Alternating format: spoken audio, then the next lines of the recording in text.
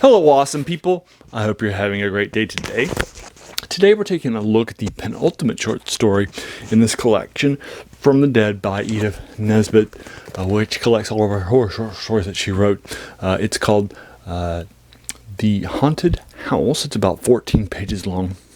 I read it last night in about a half an hour. It was pretty short and I enjoyed it in this oversized collection. I'll link you to both this collection in the comments below, as well as the free version online. I'm sure that they were free, since this is older than 100 years. She was writing in the pulp era, and the copyright date is 1927 right now, so you should be able to find it for you folks pretty easily.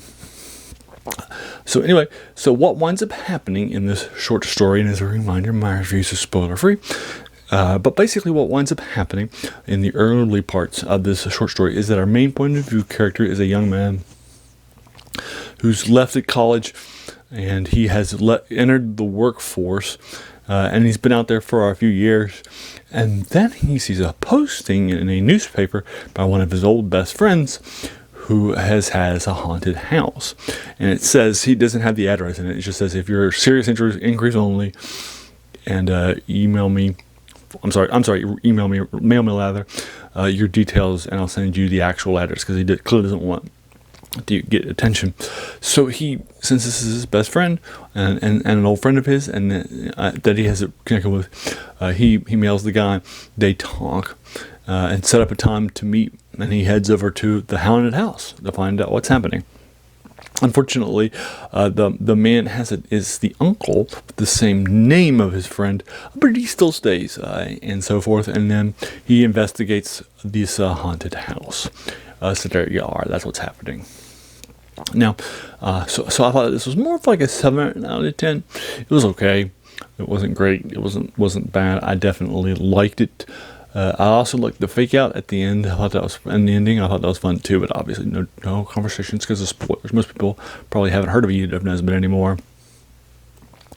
She published, during the pulp era, more than 60 novels over decades of her career. Most of those were children's and fantasy. We actually read one for this channel called The Enchanted Castle, which I was hoping might be a sort of an onboarding point to a bunch more if I liked it. And I certainly enjoyed it, but it wasn't as great as I was hoping, so we didn't do that. Instead, I picked up this collection. I was initially introduced to her in junior high with a short story called Man Size in Marble, which still remains my favorite short story by her, in a 5-story horror collection I was given by one of my relatives for Christmas, and so I read pretty quickly thereafter, and it had 5 short stories, and one of those I reviewed years ago called The Horla by Guy de Maupassant. The other 4 of which I went back and reread it for you recently for this channel, and knocked out the other 4, including Man Size in Marble. And then I was also reminded of how much I liked her in 2 different collections by the same author in the horror genre that I recently read for you folks, and I said to go ahead and do a deeper dive with her and check her out. So there you go. That is The Haunted House by Edith Nesbit. And there you go. As a reminder, the name of this channel, The Worst Thing About New Books, is a quote by a French philosopher named Jacques Joubert.